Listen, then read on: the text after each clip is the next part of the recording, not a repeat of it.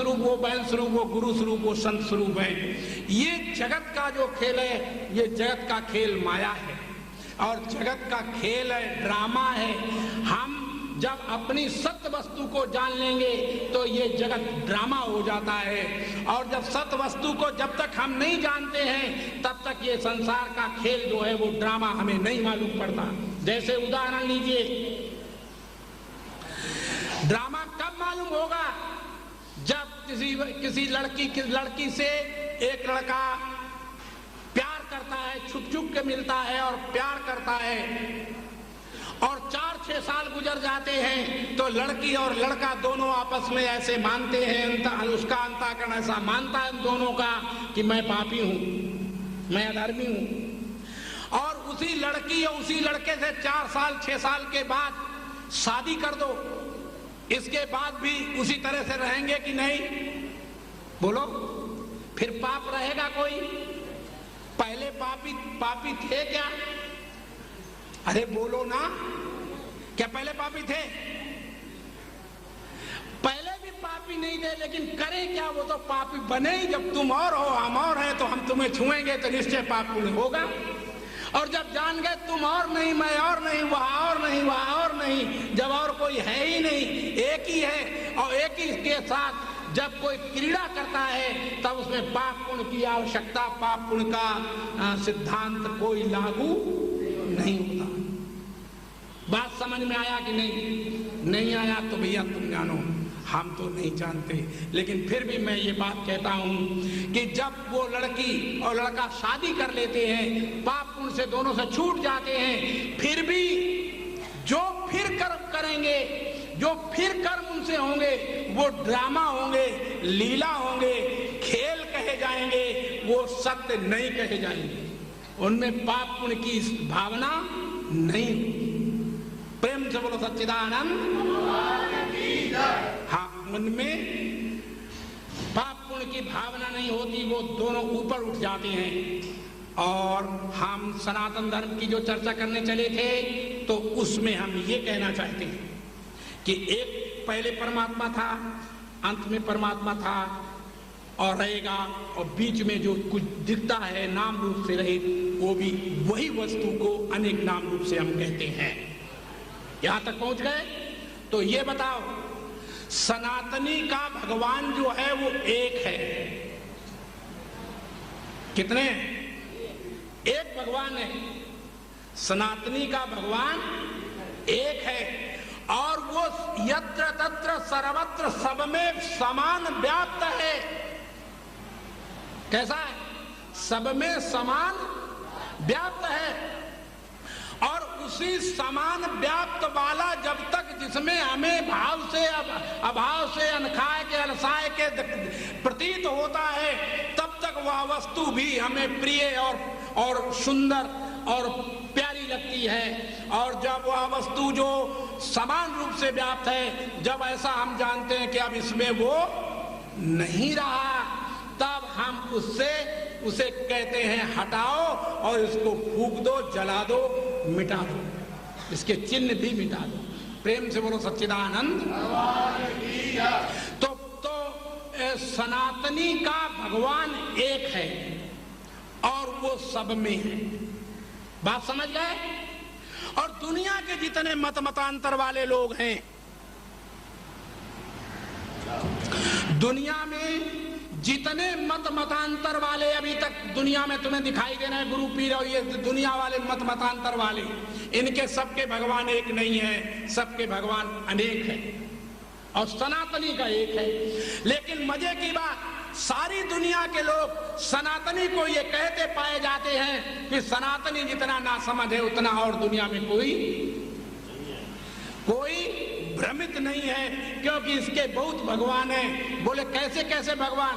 कोई केला पूछता है, कोई पीपल पूछता है, कोई तुलसी पूछता है, कोई राम, कोई श्याम, कोई हनुमान, कोई देवी, कोई देवता, कोई मजारे पूछते हैं कि नहीं? हम गुरुद्वारों को पूछते हैं कि नहीं? माने हम हर मंदिर मस्जिद में जाकर के सबको समान प्रणाम करते हैं, सबको समान पूछते हैं, सबको समान देखते हैं। लेकिन मजे की बात, हम किसी को पूछते नहीं, ना हम पीपल को पूजते हैं, ना हम केला के पुजारी हैं, ना हम अपनी माँ बाप बहन बेटी गुरु पीर के पुजारी हैं। हम पुजारी अपने भगवान के हैं। हमारा भगवान जब तक उसमें है तब तक हम उसको पूजते हैं। देखिए, अगर केला हम जब पूजते हैं तो केले में भगवान को पूजते हैं, केले को नहीं पूजते, क्योंकि केले में भगवान है, केला भगवान नहीं है। इसीलिए तो केला भगवान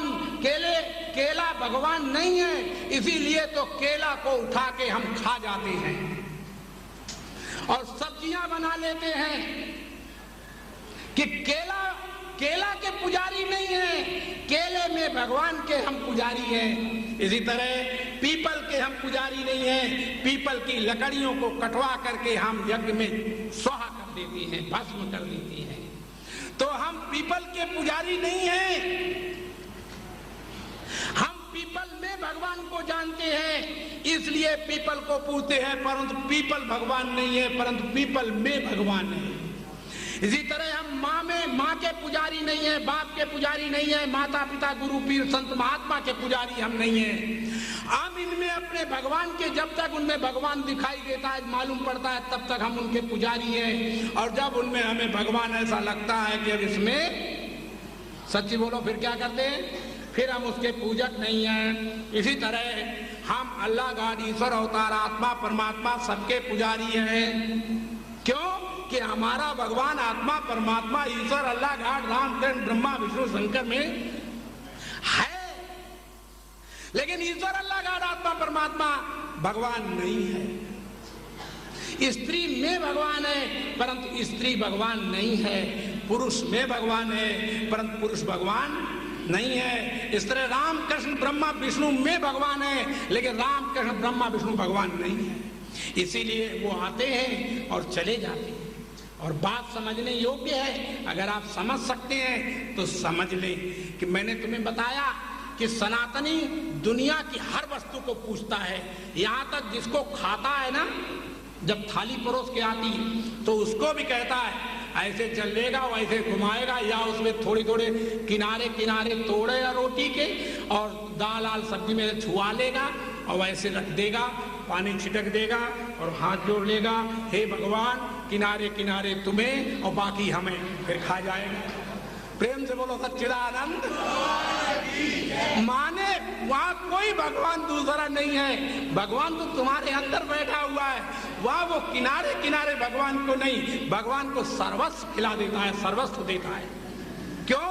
क्योंकि भरत ने ये कल बताया था मैंने कि संपत्ति सब रघुपति के आही, जो बिन जतन चलो तजिताही, तब परिणाम न मोरी बढ़ाई। तब परिणाम क्या है उसका? मेरी क्या बढ़ाई है? संपत्ति किसकी है? भगवान की। तो भगवान की संपत्ति में अल्लाह आता है कि नहीं, गॉड आता है कि नहीं, ईश्वर आता है कि नहीं, राम आता है कि नहीं, ब्रह्मा विष्णु शंकर आते हैं कि नहीं? क्योंकि जितने नाम रूप हैं ये सारे नाम रूप एक परमात्मा के हैं, ये सब कुछ उसमें आता है। इसलिए सनातनी जो है किसी भी वस्तु, यहाँ तक कपड़ा जब पहनता है तो कपड़े को भी प्रणाम करता है। सच्ची बोलो। मकान में घुसता है तो मकान के पैर छू लेता है, दुकान में जाता तो दुकान को पैर छू करके खोलता है कि नहीं? माने सनातनी तब दुनिया के नाम रूपों को का पुजारी नहीं है, वो अपने भगवान एक का पुजारी है। इसलिए उसने एक भगवान जाना है। और जिन्होंने, अब देखना, ये तो रहा सनातनी जो किसी को पूजने में हिचकता नहीं है, लेकिन जो सनातनी नहीं है, सनातनी से अलग जितने मत मतांतर वाले दुनिया में लोग हैं, वो कहते हमारे गुरु को, अपने गुरु को पूजना और दूसरे को मत पूजना, अब अपने मंदिर जाना और दूसरे के मंदिर में मत जाना। अब बोलो, उनके भगवान अनेक हैं कि हमारा एक है, और उनके, क्योंकि उनके हमारे मंदिर में भगवान नहीं है, उनके अपने मस्जिद में भगवान है, उनके अपने गुरुद्वारे में भगवान है, उनके अपने गिरजाघर में भगवान है। वो हमारे में भगवान को नहीं जानते, इसलिए उनके भगवान अनेक हैं और हमारा भगवान सनातनी का भगवान एक है। इसलिए सनातन धर्म की जो व्याख्या है वो ये है कि सनातनी दुनिया में ऐसी कोई वस्तु नहीं। शायद आप समझते हैं कि नहीं, लेकिन फिर भी मैं तुम्हें याद दिलाता हूं कि दीपावली होती है। दीपावली के दिन पहले दिन, दीपावली से एक दिन पहले हम दीपक सबसे पहले कहां जला के रखते हैं? अरे गंदगी में, जहां पर हम टट्टी पेशाब मल मूत्र को त्याग करते हैं वहां रखते हैं, नहीं रखते पहले दिन। माने वहां भी हम पूजा करते हैं। तो मत समझ लेना कि हम किसी की पूजा नहीं करते, लेकिन ये दुनिया वालों की बात नहीं है, ये सनातनी की बात। इसलिए सनातनी का भगवान एक और वो सब जगह, और दुनिया वाले तो झूठ बोलते हैं, कहते हैं कि मेरा अल्लाह जो है सब जगह है। तो सब जगह है तो मेरे में नहीं है? जिसके तुम चाकू लेके और उसका जीवे करते हो उसमें भगवान नहीं है, अल्लाह नहीं है क्या? मैं पूछता हूं है कि नहीं? तो फिर जीवे कैसे हो गई? कैसे हो गई? माने जो तुमने मारा किसी को तो वो कैसे मारा? तुम्हें हिंसा कहां से आ गई? माने द्वैत कहां से आ गया कि इसको बलि दे करके हम सीधे स्वर्ग पहुंचा देते हैं या भगवान के पास पहुंचा देते हैं? याद रखो, जैसे बलि तुम दूसरे के दे के भगवान के पास पहुंचा देते हो, वैसे एक बार अपने को बलि देकर देखो। प्रेम से बोलो सच्चिदानंद। हाँ, अपने को कोई बलि नहीं देता, दूसरे की बलि तो सभी लोग चढ़ाना जानते हैं। और जो लोग समझदार और ज्ञानी और होश में आते हैं वे अपनी बलि पहले देते हैं। अपनी बलि कैसे पहले देते हैं वो तुम्हें सिद्धांत समझाता हूं। मैं शरीर नहीं हूं, मैं नाम रूप नहीं हूं, इसके बाद जो मैं रह गया वो नाम रूप से रह गया, नाम रूप से अलग रह गया, तो मेरे सब नाम रूपों की बलि चढ़ गई कि नहीं? अच्छा कि हमें चाकू लेके तलवार निकाल के चढ़ाना पड़ेगा? तलवार निकाल के हमको चढ़ाना नहीं पड़ेगा। हम ज्ञान से सारे ब्रह्मांड को प्रलय कर देते हैं। ज्ञान से क्या कर देते हैं? इसलिए नानक साहब ने कहा ज्ञान उदय फिर कर्म विनाश। ज्ञान के उदय काल में कर्म ज्ञानी का नहीं रहता। ज्ञान के उदय काल में ज्ञानी का कर्म, ज्ञानी के कर्म का फल नहीं भोगना पड़ता। भगवान कृष्ण कहते हैं कि हे अर्जुन, ये जो ज्ञानी है वो तो साक्षात मेरा स्वरूप है। वो साक्षात कौन है? वो साक्षात मेरा स्वरूप है, वो और कोई नहीं है। तो साक्षात जब मेरा स्वरूप है तो तुम कौन हो? आइए आज इस बात की भी हम तुम्हें सफाई कर देते हैं कि तुम ज्ञानी हो कि नहीं। दुनिया में एक भी प्राणी जड़ चेतन ऐसा नहीं है जो ज्ञानी नहीं है। जड़ भी ऐसा नहीं है और चेतन भी ऐसा नहीं है कि जो ज्ञानी नहीं है। तो तुम कहो महाराज बताइए कैसे? तो मैं समझाता हूं कि देखो तुम ज्ञानी हो कि नहीं। ज्ञानी तुम जैसा समझते हो, तुम तो ज्ञानी की गलत व्याख्या जानते हो। तुम्हें होश ही नहीं कि ज्ञानी की व्याख्या क्या होती है और वेद शास्त्रों में ज्ञानी की क्या व्याख्या है। ज्ञानी की व्याख्या में आता है वेद शास्त्रों में कि ज्ञानी वो है जो इतना जाने कि इसको मैं जानता हूं, ये जानता हूं, और इसको मैं नहीं जानता, ये जानता हूं, वो आदमी ज्ञानी है। बात समझ में आई कि नहीं? इसको मैं जानता हूं और इसको मैं नहीं जानता हूं। तो नहीं जानता ये जानता हूं और जानता हूं ये जानता हूं, इसलिए मैं ज्ञानी हूं। नहीं समझ में आया? तुम्हारी खोपड़ी काम कर रही कि नहीं?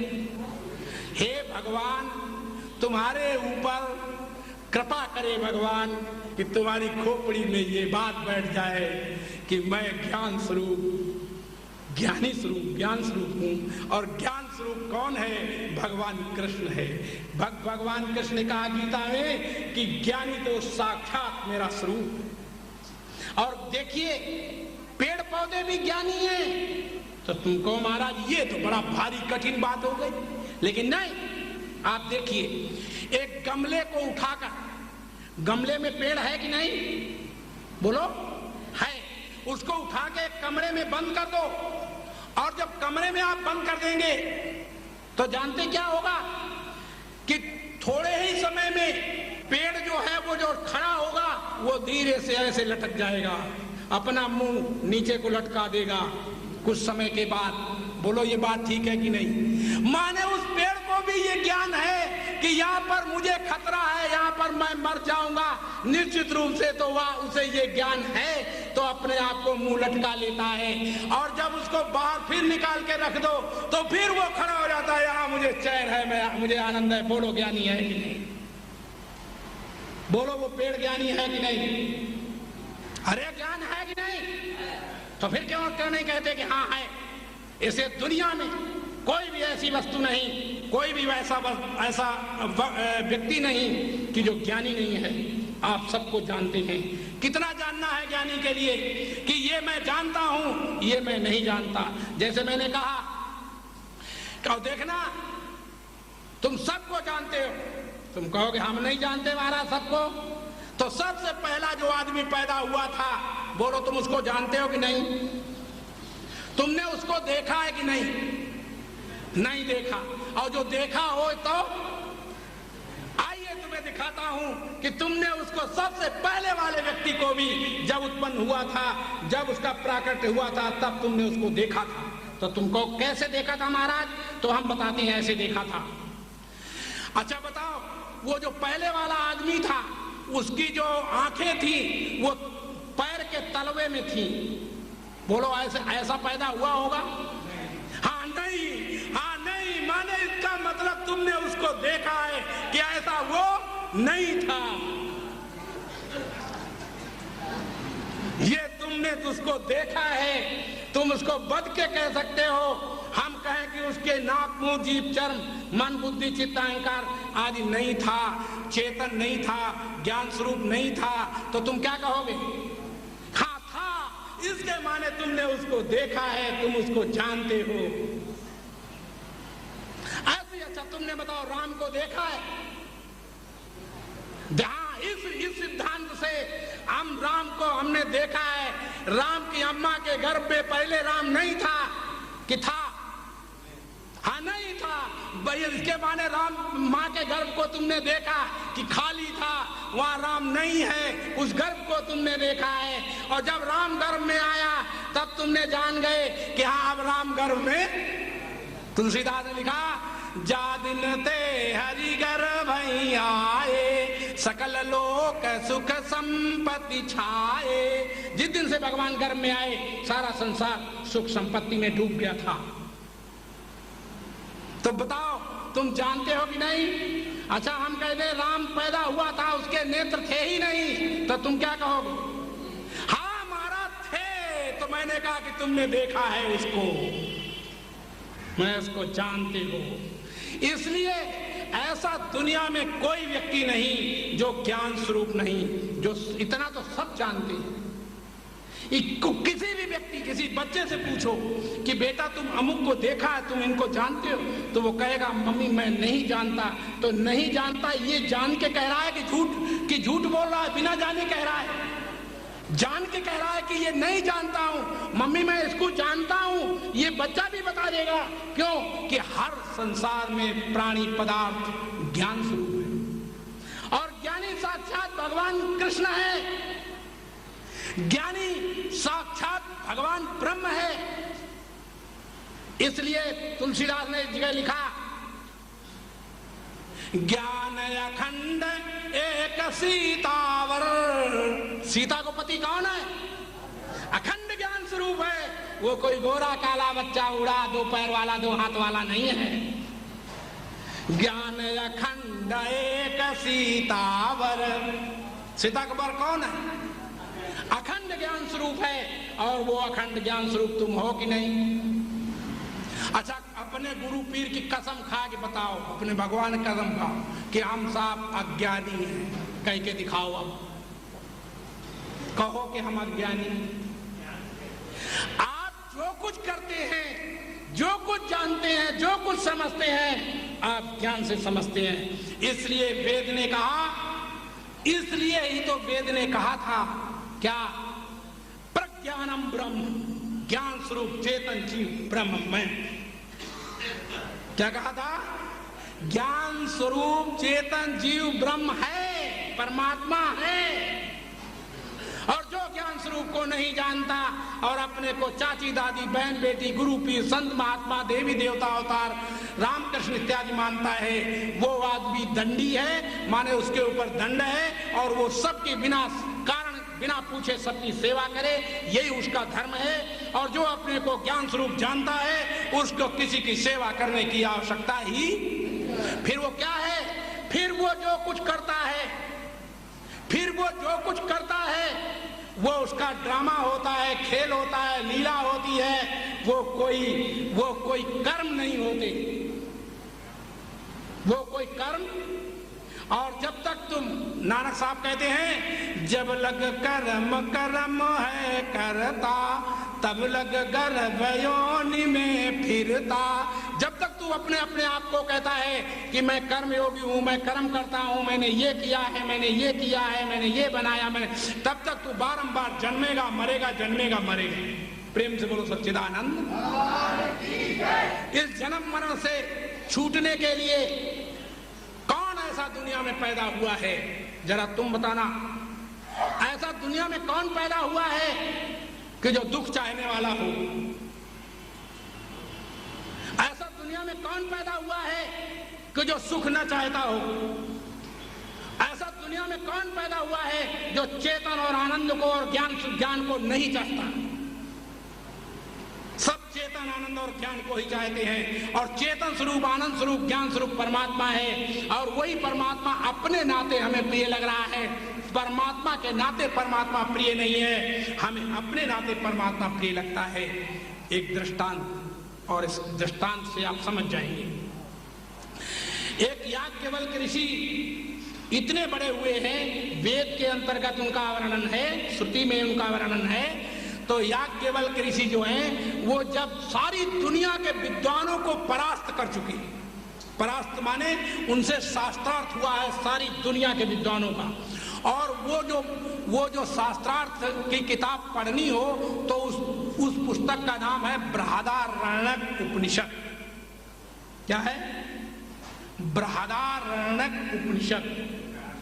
और उस बृहदारण्यक उपनिषद जो है, उसके अंदर आप पढ़ सकते हैं, देख सकते हैं, जब उन्होंने सारे विद्वानों के सारे जवाब ठीक ठीक दे दिए, सबने स्वीकार कर लिए विद्वानों ने, तो सबने उठ करके याज्ञवल्क्य को तिलक किया। याज्ञवल्क्य को क्या किया? तिलक किया। उसमें एक ऋषि ऐसा था कि जिसने याज्ञवल्क्य को बिल्कुल मानने से इनकार कर दिया, कोई बात मानने को याज्ञवल्क्य की राजी नहीं हुआ, और याज्ञवल्क्य को गाली देता रहा। तो याज्ञवल्क्य ने अपने मुख से कहा कि देख ऋषि, उसका नाम था साकल्य, साकल्य ऋषि जो था वो माना नहीं, गाली देता रहा खड़े होकर के।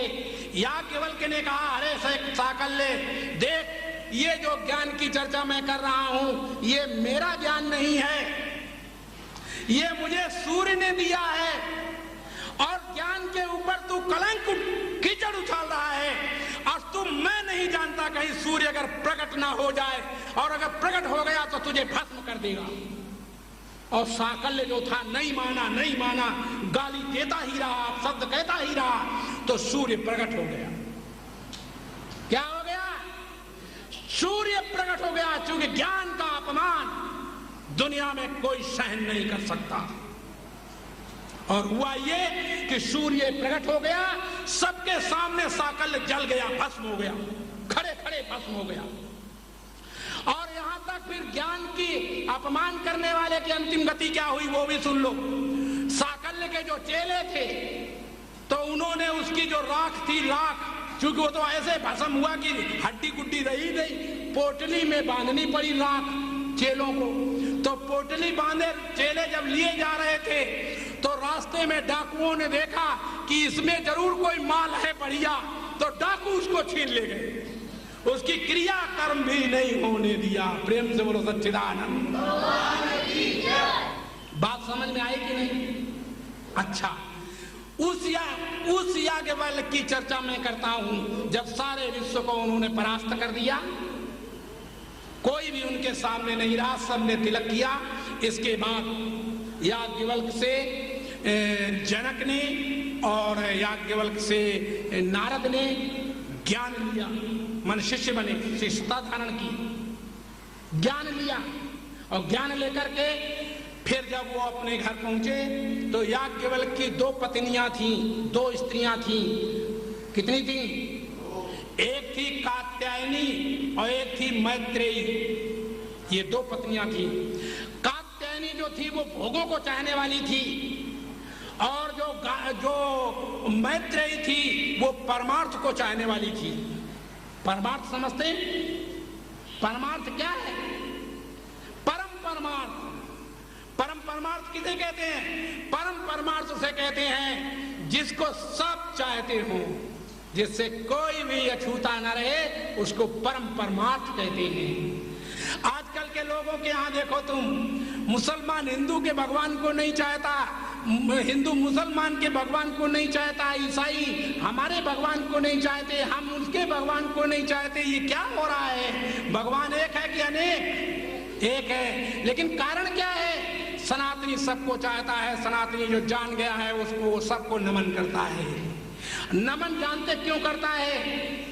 जब हम किसी को नतमस्तक होते हैं, इसका मतलब है कि मैं अपने सिर की जितनी भी बुद्धि है हमारी, हम तुमको अर्पण कर देते हैं। अब हमारी बुद्धि हमारी नहीं रही, अब जो कुछ काम होगा अब तुम्हारी बुद्धि से होगा।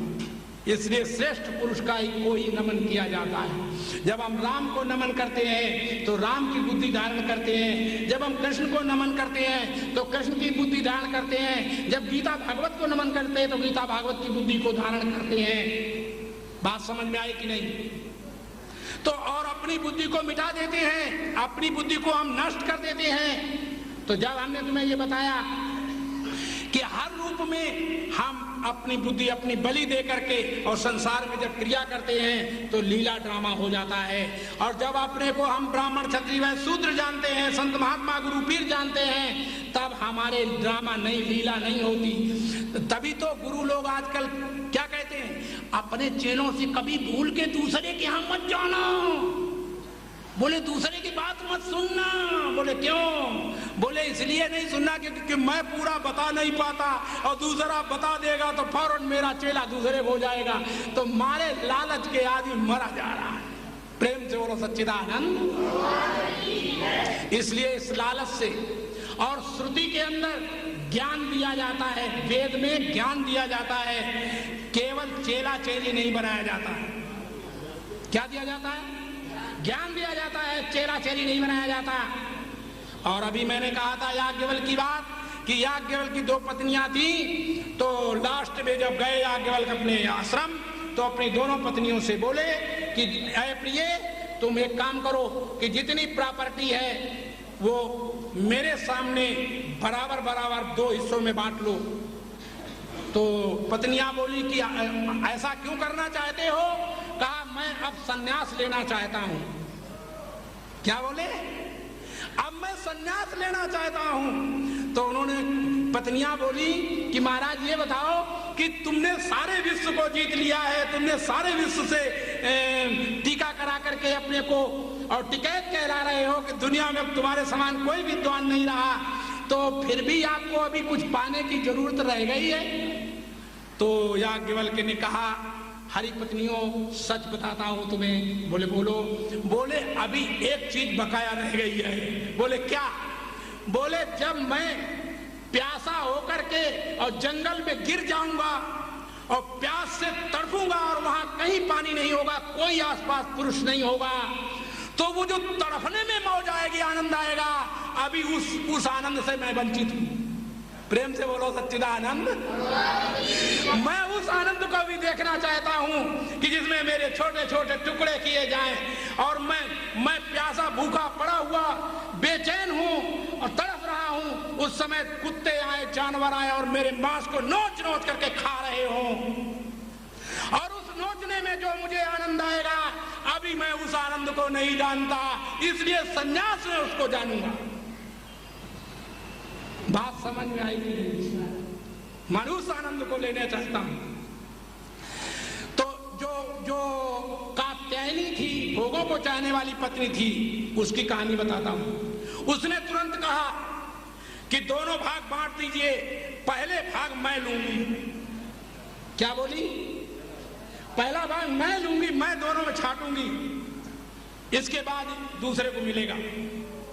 लेकिन दूसरी पत्नी जो परमार्थ को चाहने वाली थी, वो खड़ी होकर बोली कि प्रिय, अपने पति से बोली, प्रिय आत्मन, ये बताइए कि जो तुम मुझे बांट के दे रहे हो, बंटवारा करके दे रहे हो, जो हिस्सा मुझे दे रहे हो, वो हिस्सा जो तुम मुझे दे रहे हो, उससे मैं एक बात पूछती हूँ। बोले क्या?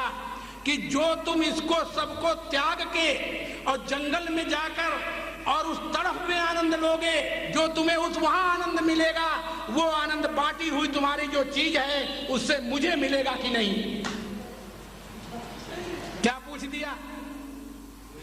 ये बताओ कि जो तुम मुझे, जिसको तुम छोड़ के जा रहे हो जंगल में, और तुम्हें वो चीज मिलेगी, जो चीज मिलेगी ये तो मुझे मालूम नहीं, लेकिन ये बताओ जो बांट के दे रहे हो तुम मुझे, उससे वही चीज तुम्हारी वाली वहां जो जंगल में मिलेगी संन्यास लेने के बाद, वो हमें इन वस्तुओं व्यक्तियों से मिलेगी कि नहीं? याज्ञवल्क्य कहते हैं, हरि मैत्रेयी कभी पद पदार्थ से परमार्थ की सिद्धि नहीं होती। पद पदार्थ अपने लिए चाहिए, पद पदार्थों को नहीं चाहिए। बताओ, पद पदार्थ चाहिए, पद पदार्थ तुम्हें दिया जाएगा, पद पदार्थ तुम्हें दिया जाएगा, लेकिन देने से एक सेकंड, लेने से एक सेकंड पहले तुम मर जाओगे। बोलो चाहिए? हाँ, खाए ले लो, जो चीज मांगो, पति मांगो, पुत्र मांगो, धन मांगो, राम मांगो, श्याम मांगो, अल्लाह मांगो, गॉड मांगो, ईश्वर मांगो, आत्मा मांगो, कुछ मांगो, मिलने से एक सेकंड पहले तुम मर जाओगे। चाहिए? नहीं चाहिए। इसलिए याज्ञवल्क्य कहते हैं, हरि मैत्रेयी, राम के लिए राम प्यारे नहीं है, राम अपने लिए प्यारे हैं। पत्नी के लिए पत्नी प्यारी नहीं है, पत्नी अपने लिए प्यारी है। पति के लिए पति प्यारा नहीं है, पति अपने लिए प्यारा है। इसीलिए धन के लिए धन प्यारा नहीं है, धन अपने लिए प्यारा है। हर वस्तु अपने लिए प्यारी होती है, किसी वस्तु व्यक्ति के लिए कोई भी वस्तु प्यारी नहीं होती, नहीं होती, नहीं होती। याज्ञवल्क्य ने कहा, हरि मैत्रेयी, उस परम पद को, उस आनंद को जो सन्यास में मिलता है, वो परम परमार्थ है। जब हमको नोच नोच करके कुत्ते खाएंगे, जानवर खाएंगे, उसमें जो पीड़ा होगी, उस पीड़ा में जो आनंद होगा, उस आनंद का आनंद तो मुझे ले ही लेना चाहिए, क्योंकि ये मनुष्य जन्म में ही मिल सकता है और किसी जन्म में। जानवर पशु पक्षी भी नोच नोच खाए जाते हैं, लेकिन उनको उस आनंद का बोध नहीं होता, परंतु आप मनुष्य हैं, आपको ये बोध होता है। इसलिए आपको संन्यास लेने का अधिकार है, पशु पक्षियों को संन्यास लेने का अधिकार नहीं है। प्रेम से बोलो सच्चिदानंद।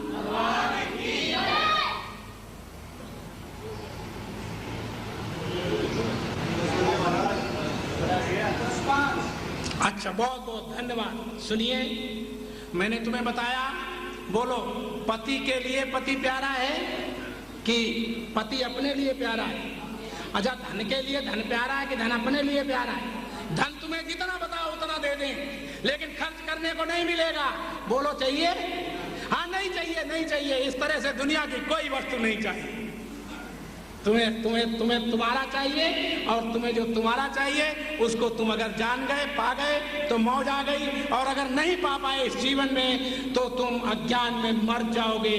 कोई तुम्हें बचाने वाला दुनिया में गुरु पीर संत महात्मा नहीं होगा। राम ने अपनी अम्मा अपने बाप को नहीं बचा पाया, कृष्ण ने अपने अम्मा और बाप को नहीं बचा पाया, और ये गुरु पीर जितने दुनिया में हैं इन्होंने अपनी अम्मा बाप को नहीं बचा पाया, और तुम्हें कैसे बचा लेंगे जरा ये बताइए। प्रेम से बोलो सच्चिदानंद।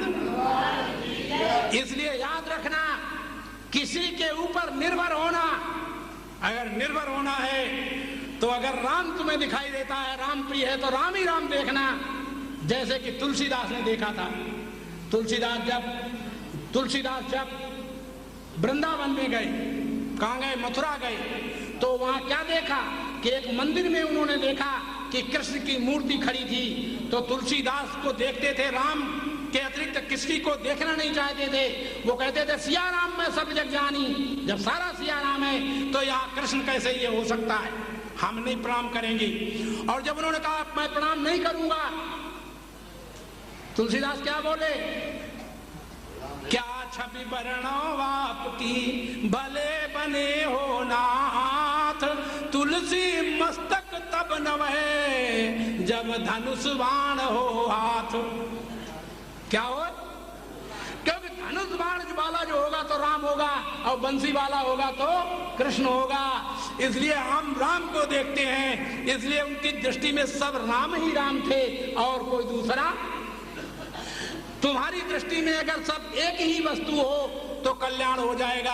अगर दो वस्तुएं दिमाग में आ गई, पत्नी और है, पति और है, राम और है, कृष्ण और है, ब्रह्मा और है, विष्णु और है, तो तुम्हारा कल्याण होने वाला नहीं है।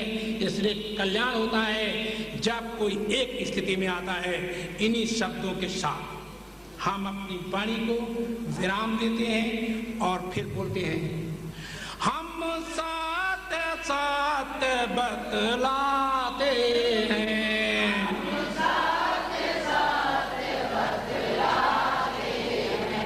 मानो ना मानो तुम जानो,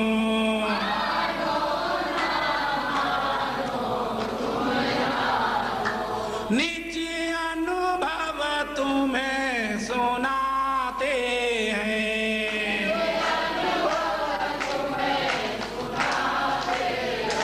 मानो ना मानो तुम जानो,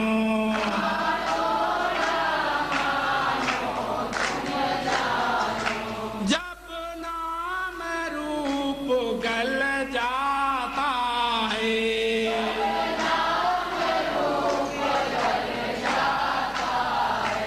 तब अहंकार मिट जाता है,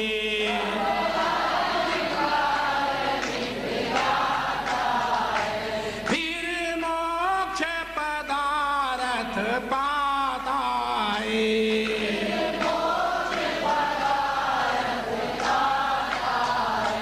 मानो ना मानो तुम जानो,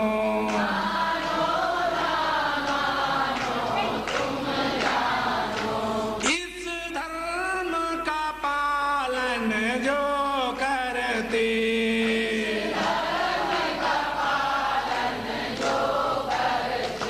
भगवान उन्हें निज बल देते,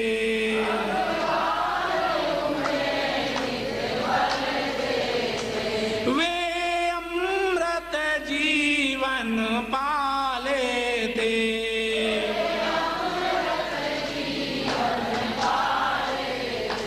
मानो ना मानो तुम जानो,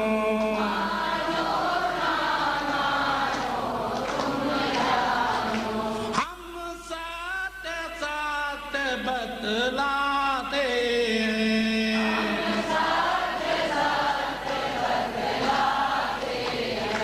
मानो ना मानो तुम जानो,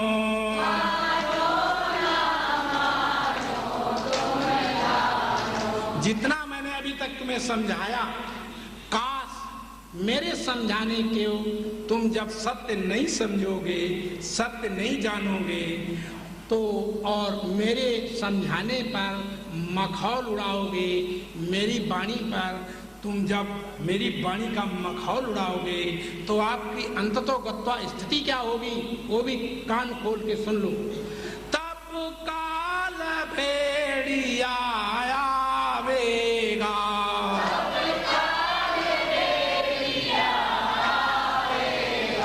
तेरा कान पकड़ ले जावेगा,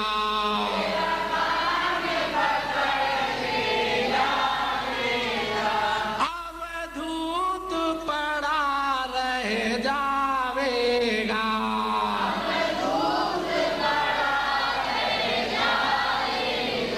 मानो ना मानो तुम जानो,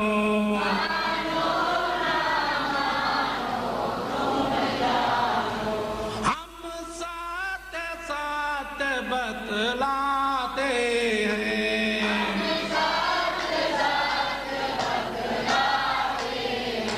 मानो ना मानो तुम जानो,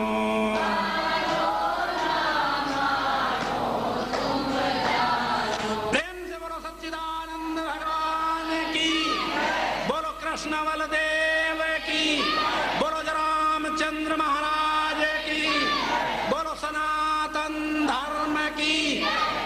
आप हाथ जोड़ो और वेद मंत्र बोलो, इसके बाद सूचना सुन लेना। सर्वे भवन्तु सुखिना, सर्वे सन्तु निरामया, सर्वे भद्राणि पश्यन्तु, मा कश्चित् दुःख भाग् भवेत्। हे परम पिता परमात्मा, सब सुखी हो, दुखों से आजाद हो, यही हमारी सद्भावना है।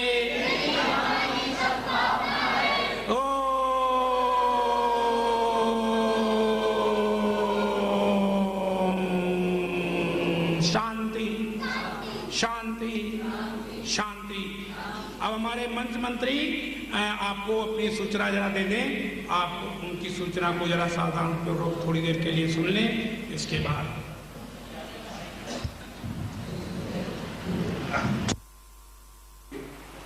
जो हमारी कक्षा होगी उसका समय मैं फिर बता देना चाहता हूँ। हमारे पड़ोस में ही आपने देखा कि यहाँ पर भगवान कृष्ण की लीला का विमोचन हो रहा है धर्मशाला से बाहर, तो उनके पदाधिकारियों से बातचीत होने के बाद हम इस निष्कर्ष पर पहुँचे हैं कि हम अपना समय जो हमने पहले घोषित किया हुआ था 7:30 बजे का, उसमें परिवर्तन करके आपसे हम सब सहयोग चाहेंगे कि हम यहाँ पर धर्मशाला में शाम को 7 बजे पहुँचेंगे निश्चित तौर पर, और 7 से 8:30 तक का यह कार्यक्रम होगा। हो सकता है 9:45 हो जाए, लेकिन सभी भक्तजन, सब बहने भाई 7 बजे यहाँ पर जरूर पहुँचें और आनंद लें।